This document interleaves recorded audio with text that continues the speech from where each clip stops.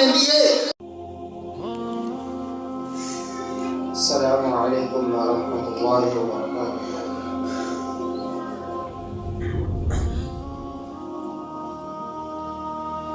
الحمد لله كما ينبغي لجلال وجهك وعظيم سلطانك. إن الحمد لله وحده والصلاة والسلام على سيد الأنبياء وعلى آله وصحبه ومن اتبعهم بإحسان إلى يوم الدين. أما بعد. قریب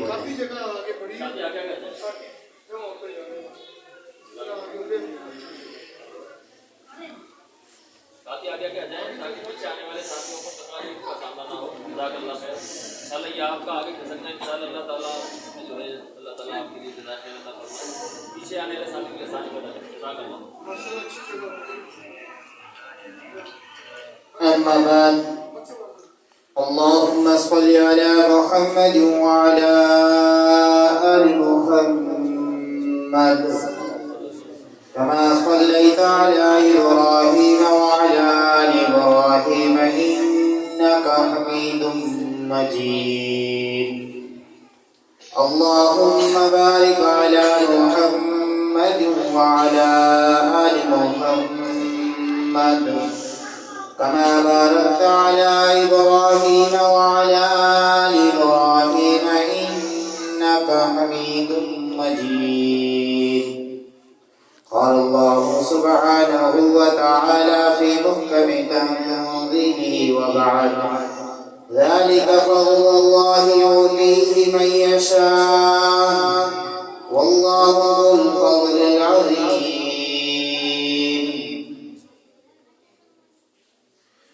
جماعت علماء الحدیث پاکستان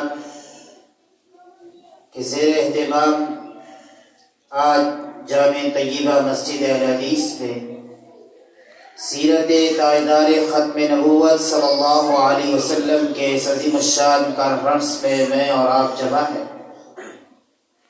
رب تعالیٰ سے دعا ہے کہ پروردگار جیسے آج ہم اس جامع مسجد میں قال اللہ و قال رسول کی صدا سننے کے لیے جمع ہیں، ہم سب کو اپنے نعمتوں والی جنت میں بھی سے جمع فرمانا. میرے پیارے انتہائی قابل قدر سامعین و سامعات اور انتہائی معزز مکرم علماء کرام، جماعت علماء الحدیث حیدرآباد کے مختصر تعارف کو بیان کرنے کے بعد جو آج کے اس کانفرنس کا عنوان ہے سیرت ختم نبوت کانفرنس، تو ختم نبوت کے حوالے سے ضرور چند باتیں آپ احباب کے گوش گزار کروں گا. جماعت علماء الحدیث پاکستان اہل حدیث کے تنظیموں میں اور اہل حدیث جماعت سے متصل جماعتوں میں سب سے پرانی جماعت ہے. تقریباً پاکستان بننے سے بھی کئی سال پہلے ہندوستان میں محدث عبد الوہاب نے اس کی بنیادوں کو رکھا اور الحمدللہ ثم الحمدللہ متصل آج تک اور اللہ رب العالمین سے قیامت تک قائم و دائم رکھے.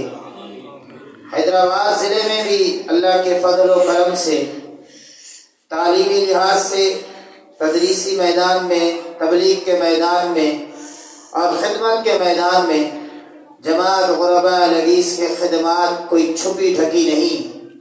جامع محمدی مسجد اہل حدیث لطیف آباد 12 نمبر میر خان کالونی میں اللہ کے فضل و کرم سے سال ہر سال سے ایک عظیم الشان فقید المثال کانفرنس کا انعقاد کیا جاتا ہے.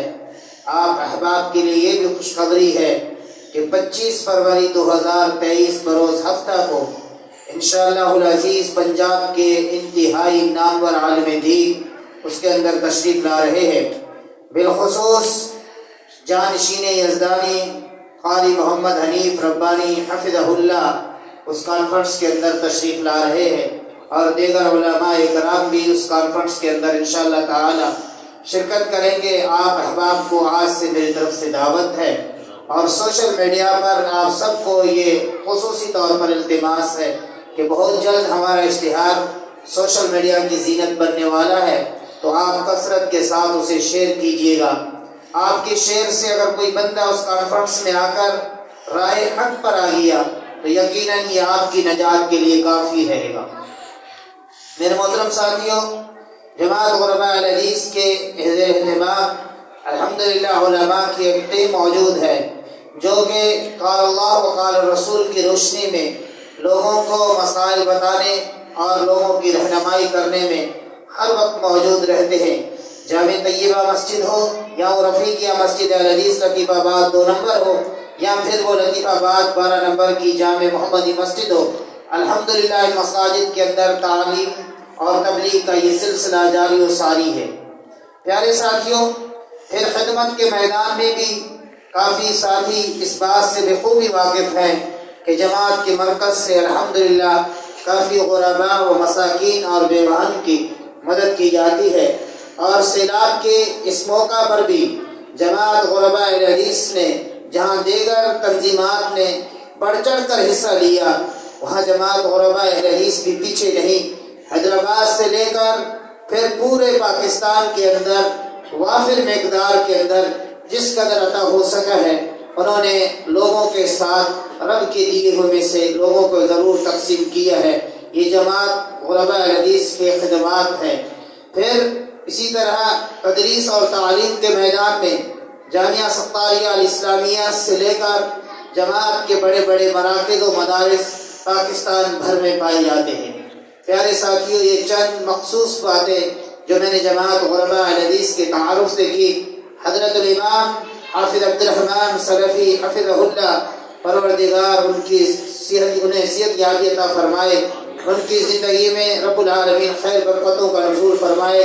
اس کی عمارت میں پھر ضلع حیدرآباد میں ہم سب الحمدللہ قاری القرآن استاد مکرم مربی قاری شیخ محمد حقانی حفظہ اللہ امیر جماعت غرباء الحدیث کے زیر قیادت میں متحد و متفق ہو کر ان 3 مراکز کے اندر اور حیدرآباد کے اندر کہیں بھی ہمیں کوئی بھی دعوت دے تو الحمدللہ ہم اپنے امیر محترم کے حکم پر نہ دل دیکھیں نہ رات نہ سردی نہ گرمی، الحمدللہ امیر محترم کے حکم پر لبیک کرنے والے ہیں۔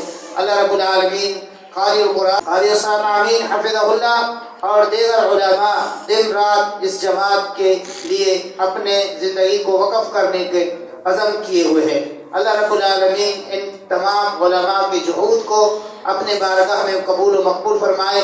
یقیناً اس میں جہاں ان علماء کی جہود ہے وہاں آپ احباب کی تعاون بھی ہے، اور مزید آپ احباب سے یہی امید سخن ہے کہ انشاءاللہ العزیز آپ جماعت کے ساتھ ہر وقت کوشش اور ہر وقت جماعت کے ساتھ بھرپور تعاون کرتے رہیں۔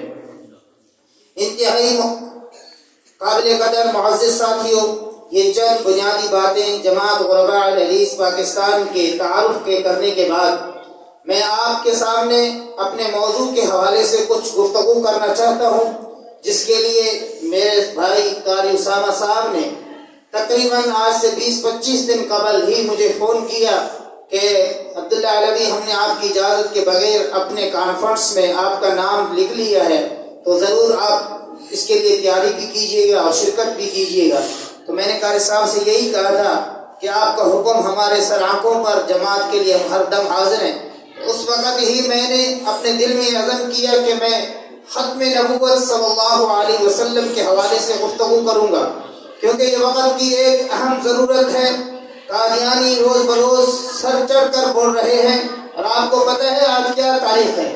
پتہ ہے 25 دسمبر ہے، صرف 25 تاریخ نہیں ہے، 25 دسمبر ہے۔ یہ کرسمس ڈے کا دن ہے، یعنی اس دن کرسچن اپنے دن کو مناتے ہیں۔ ان کرسچنوں نے اور ان قادیانیوں کی ملی گٹھ جوڑ سے جو کچھ مسلمانوں کے اندر بیج بویا جا رہا ہے، میرے محترم ساتھی شاید آپ ان خطرات سے واقف نہیں ہوں گے۔ میں بخوبی جانتا ہوں، کیونکہ سندھ بھر میں میرا آنا جانا رہتا ہے۔ بے شمار ایسے علاقے ہیں جو اس وقت قادیانی کے زد میں آ رہے ہیں۔ آپ دور میں جائیے گا، میں آپ کو آپ کے حیدرآباد کے اندر بھی ایسی بستیاں دکھا سکتا ہوں کہ جو لوگ قادیانیت کی طرف مائل ہو رہے، جو لوگ قادیانیت کو قبول کر رہے ہیں، وہ کہیں نوکری کا جھانسا دیتے ہیں تو کہیں چھوکری کا جھانسا دیتے ہیں، کہیں بے روزگاری کے نام پر آسان روزگار مہیا کرتے ہیں، کسی نہ کسی طریقے سے وہ ہمارے دین پر، ہمارے ایمان پر، ہمارے اسلام پر ڈاکہ ڈال رہے ہیں۔ تو میرے محترم ساتھیوں، یہ ضروری ہے کہ آپ اپنے بچوں کو نبی کائنات جناب محمد رسول اللہ صلی اللہ علیہ وسلم کے حقیقی تعارف کو رکھیے گا۔ اگر آپ کے اولاد میں سے کوئی شخص کل بعد میں قادیانیوں کے جھانسے میں آ گیا، جہاں وہ خود تو جہنمی بنے گا، لیکن ساتھ ساتھ اس کے ہاتھ آپ کے گریبان میں ضرور ہوں گے کہ میرے اس فادر نے مجھے کاروبار کی طرف تو گائیڈ کیا تھا، مجھے دنیا کی تعلیم کی طرف تو لگایا تھا، مجھے دنیا کے ہنروں کے اندر تو اس نے لگایا تھا، جس چیز سے اس نے مجھے دور رکھا وہ نبی کائنات جناب محمد رسول اللہ صلی اللہ علیہ وسلم کی حقیقی تعارف ہے۔ نبی کائنات جناب محمد رسول اللہ کے بارے میں اگر آپ نے اپنے بچوں کو یہ بتایا کہ وہ اللہ کے نبی تھے تو یہ بات کافی نہیں ہے، یہ بات ناکافی ہے۔ حضرت نوح کے لیے تو کہا جا سکتا تھا کہ وہ اللہ کے نبی تھے، حضرت موسیٰ علیہ السلام کے لیے تو کہا جا سکتا ہے کہ وہ اللہ کے نبی تھے۔ اس وقت حضرت عیسیٰ مسیح علیہ السلام کے بارے میں تو کہا جا سکتا ہے کہ وہ اللہ کے نبی تھے۔ حضرت علی وقار یہ کہا جا سکتا ہے کہ حضرت موسیٰ علیہ السلام صاحب توریت تھے، یہ تو کہا جا سکتا ہے کہ سیدنا عیسیٰ علیہ السلام صاحب انجیل تھے، یہ تو کہا جا سکتا ہے کہ حضرت داؤد علیہ السلام صاحب زبور تھے۔ لیکن میرے انتہائی قابل قدر طیبہ مسجد کے آج کے اس ختم نبوت کانفرنس میں آنے والے میرے بھائیوں، نبی کائنات کے بارے میں یہ کہنا کہ وہ اللہ کے نبی تھے یہ بات ناکافی ہے، کیونکہ قرآن کہتا ہے ما کان محمدن ابا احد من رجالکم ولکن رسول اللہ وخاتم النبیین۔ نبی کائنات جناب محمد رسول اللہ کے نبوت کا تذکرہ جب آپ اپنے بچوں کے سامنے کریں گے تو یہ بات آپ کو کہنا پڑے گا کہ نبی کائنات آخری نبی ہے، نبی کائنات کے بعد کوئی نبی نہیں، نبی کائنات صلی اللہ علیہ وسلم کے بعد جو بھی اس دنیا میں آئے گا وہ جھوٹا ہوگا، وہ دجال ہوگا، وہ کذاب ہوگا۔ نبی کائنات کے بعد نبوت کا دروازہ بند ہے۔ نبی کائنات جناب محمد رسول اللہ صلی اللہ علیہ وسلم نے سیدنا علی بن ابی طالب رضی اللہ تعالی عنہ کو جنگ تبوک کے موقع پر پیچھے مدینہ رہنے کا حکم دیا تھا۔ سیدنا علی رضی اللہ تعالی عنہ اپنے دل کے اندر یہ خشن محسوس کرتے ہیں کہ میں ایک مجاہد ہوں، مجاہد تو میدان جنگ میں ہی اچھا لگتا ہے، مجھ جیسے ایک مجاہد کو مدینہ میں رہنے کا حکم کیوں دیا گیا؟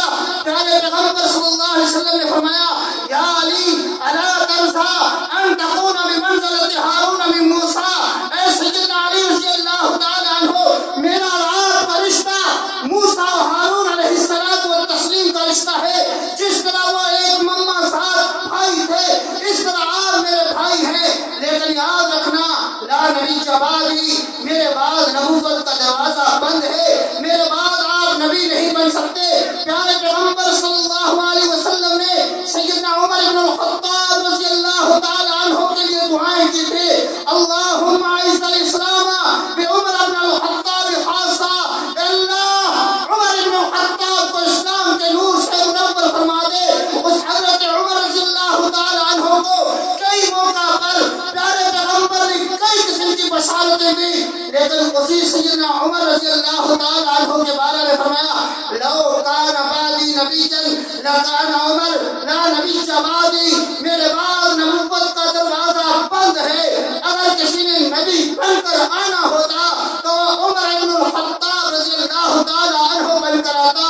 میرے رب نے شیر خدا جیسے علی بن ابی طالب کو نبوت کا تاج نہیں پہنایا، میرے رب نے مراد رسول سیدنا عمر بن الخطاب کو نبوت کا تاج نہیں پہنایا، تو ایک غلام محمد قادیانی جو کہ انگلستان کے اشاروں پر پڑھنے والا کیسے نبوت کا دعویٰ کر سکتا ہے؟ یہ ہمارا ایمان ہے، یہ ہمارا اعتقاد ہے۔ یہ غلام محمد قادیانی لعنتی تھا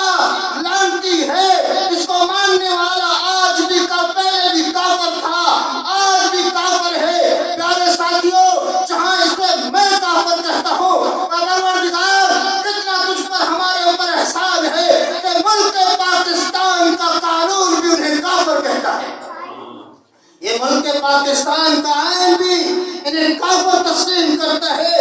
پیارے ساتھیوں، اس لیے اپنے اولاد کو نبی کائنات جناب محمد رسول اللہ کے حقیقی ختم نبوت کا سبق پڑھائیے گا۔ آپ کے شہداء میں، آپ کے تھرپارکر میں، آپ کے نواب شاہ میں اور آپ کے حیدرآباد کے اس گرد و نواح میں کئی ایسے کالونیاں ہیں جہاں پہ قادیانیت بڑے زور و شور کے ساتھ کام کر رہا ہے، بڑے دن دہاڑے کام کر رہا ہے۔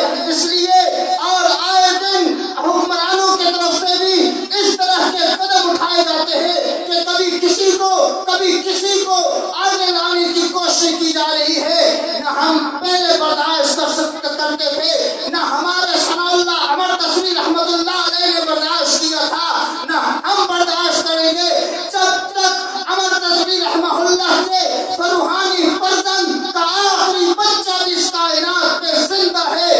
ہم کل بھی قادیانیت کو نامنظور کہتے تھے، قادیانیت کو مرد آباد کہتے تھے، قادیانیت پر لعنت بھیجتے تھے، ہم آج بھی لعنت بھیجتے ہیں اور الی یوم القیامہ اس مردود قوم پر لعنت و تلان و تان کرتے رہیں گے۔